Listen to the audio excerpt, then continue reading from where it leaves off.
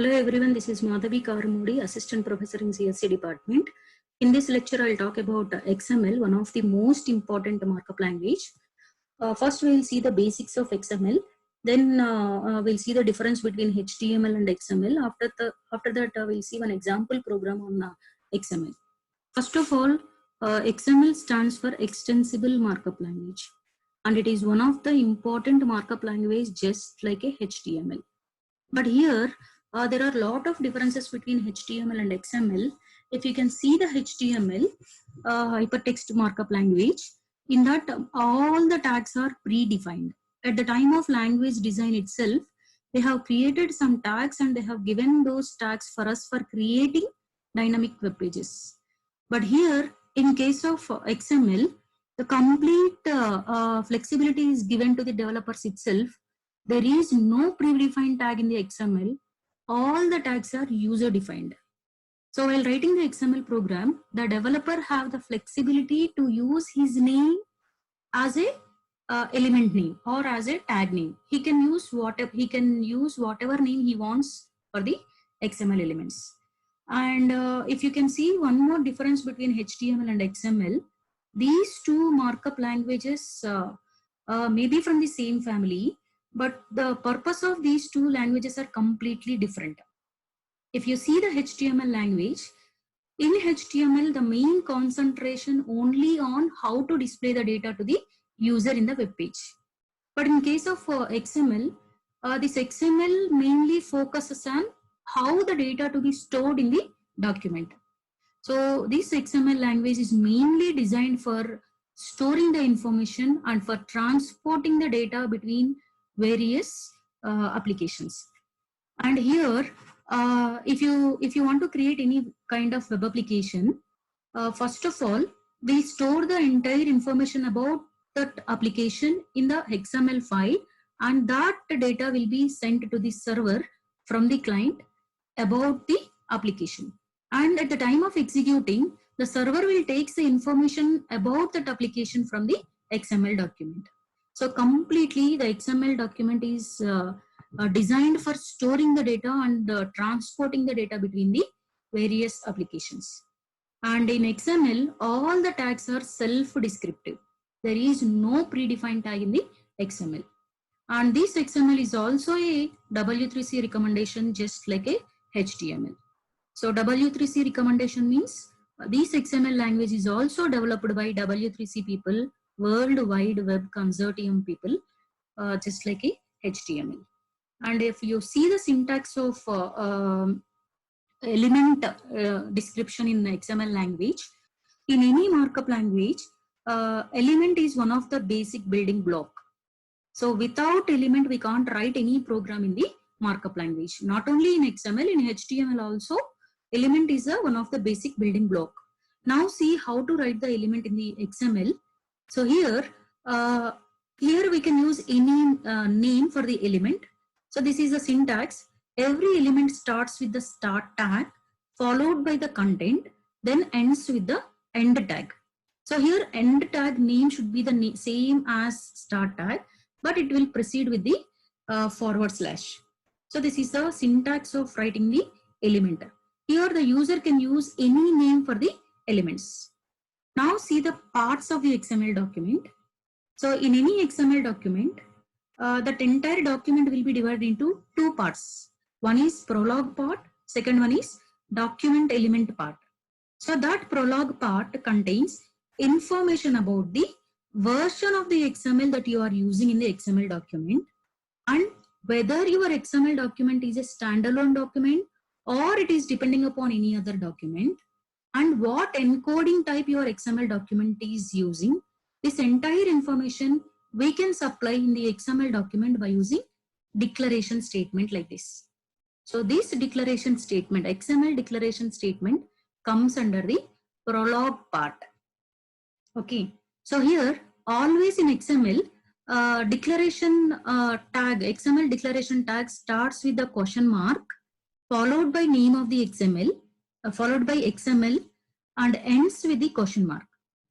So this is only the predefined tag available in the XML. Now see the document element. This is the structure of the document element. Document element section means body of the document. So body of the document of course contains different elements. So this is the structure of the body of the document. And one more important thing is, so it is not compulsory to include XML declaration statement or document prologue statement in every XML document. It is just an optional. If you want, you can add it or you can ignore it. Okay, even if you ignore this XML version statement or XML declaration statement in the XML document also, your parser will not return any value. And one more important point is, if you want to execute your XML documents, no need to install any special softwares. So along with our systems, by default, we'll get one browser. So that browser software is enough for running your XML document. So just for writing the XML document, we need one editor software. And for executing XML documents, we need one browser software. These two are enough for running any kind of markup languages. Now coming to the rules, how to write the XML documents. So while writing the XML program, we need to follow some of the rules given by the W3C people. So just like how we are following the rules in various programming languages like C, C++, and Java, here also we need to follow some rules. First and important rule is, every XML document must have one root element. All other elements we need to write inside this root element only. Just example, see the example. Here I am writing one book. I want to write information about one book. So here I am writing the book tag. So this book tag will be the root tag here. And the information related to this book tag we need to supply inside the book tag. So every book contains author and it has some title and some price. So these three are also the elements, and these three elements we are writing inside the book tag. So in this document, book is the root tag and these three elements are the child element. So compulsory, every XML document must have one root element. Now second one is, all the tags in the XML must be closed with the proper end tag. Why this statement I am stressing here is, in the case of HTML, some of the tags doesn't have any end tag, like img tag for inserting the images in HTML. There is no end tag for img. And if you see one tag like break tag for inserting the breaks in the document, we have break tag. So that break tag also doesn't have any end tag. Similarly, some of the tags contains end tags, but it is optional to use that end tag. Like li tag contains end tag, but it is optional. Without li end tag also we can write it. Similarly, td tag of table.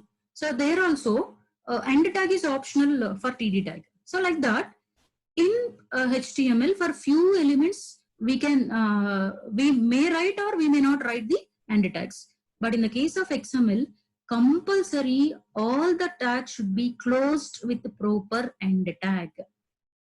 Okay, so in this example, author is the start tag and this slash author is the end tag.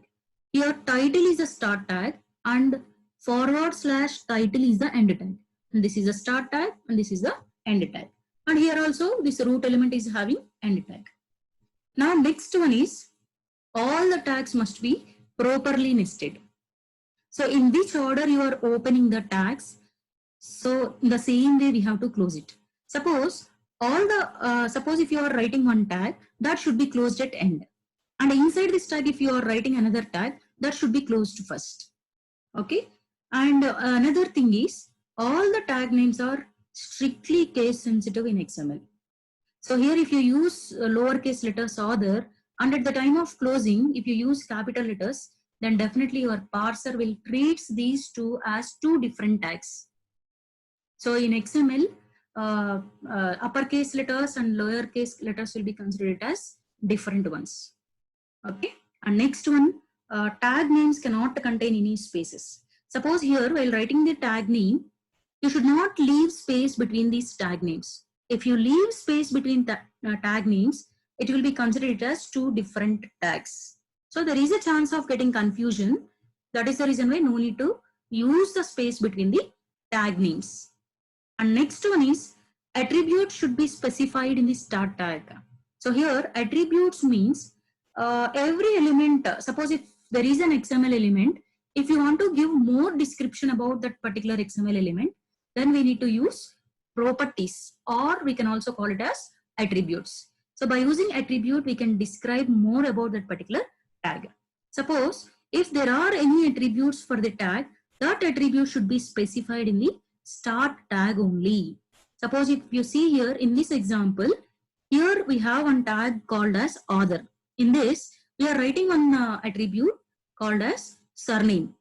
So here surname is the attribute, and here this is the k is the value.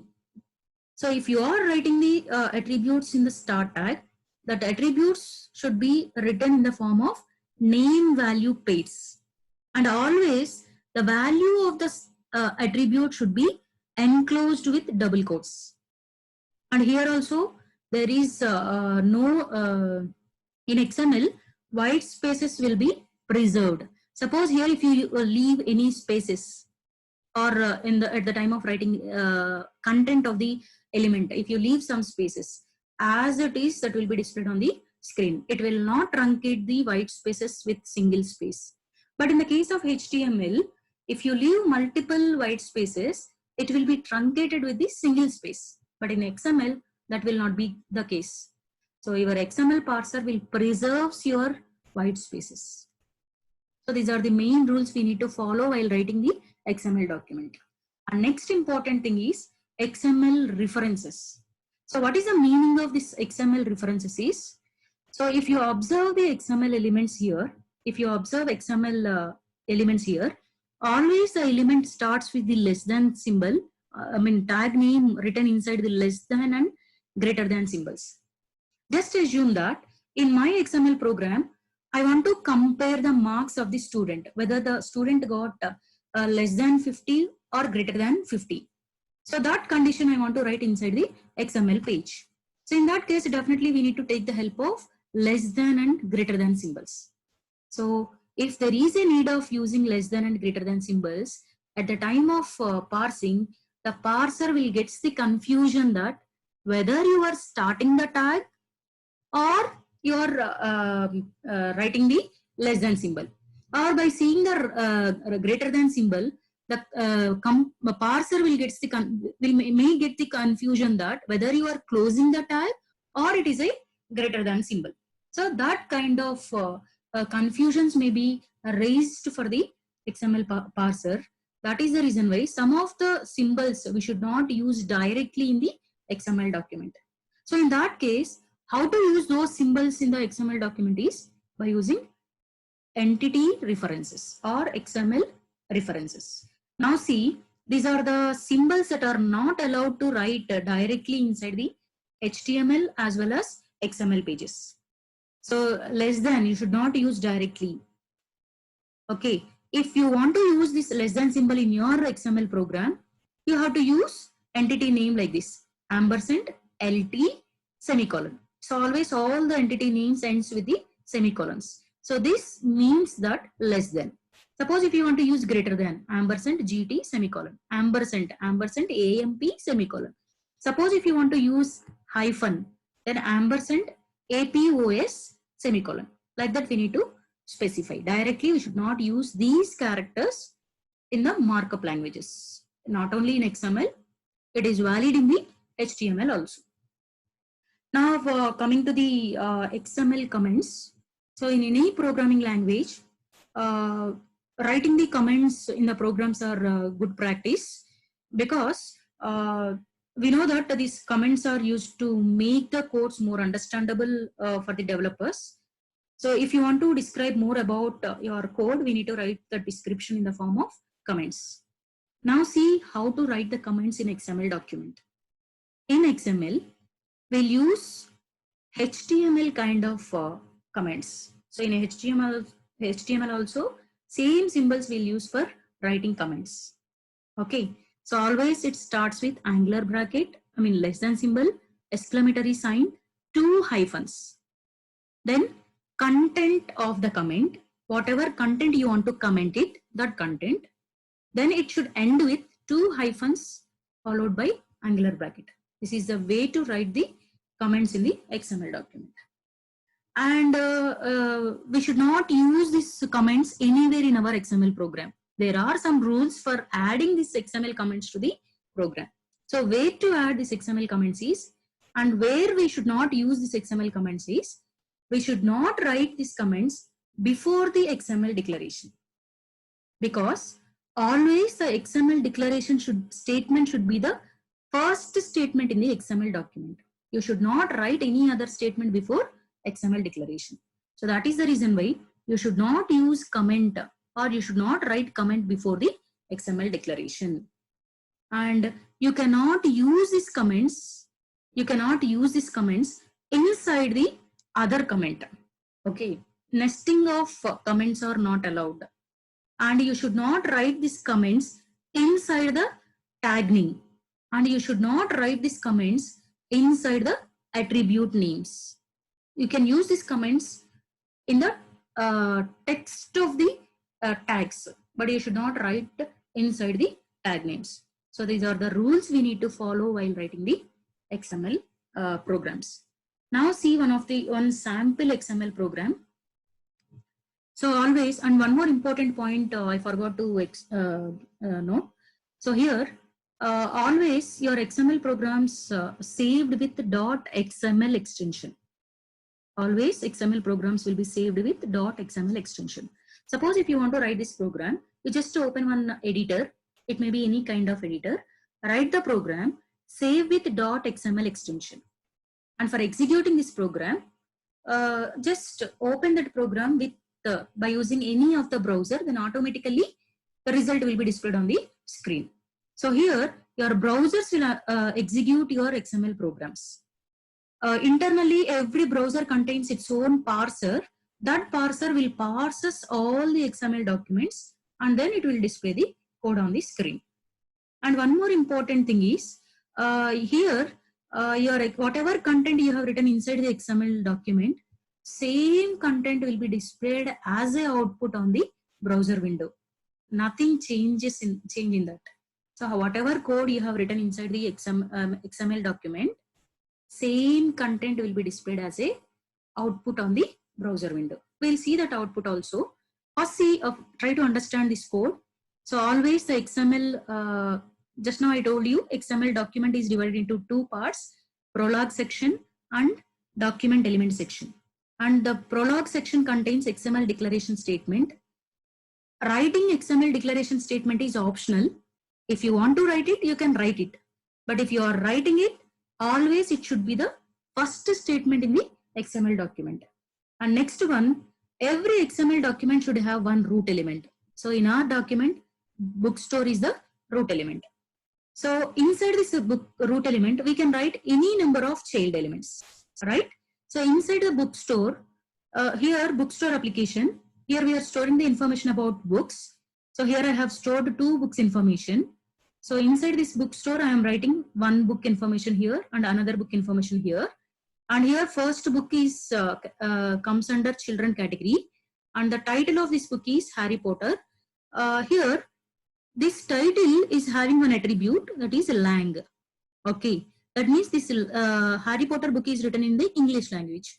And the author of the book is Rowling, and year of publishing is 2005, and the price of this book is $29.99.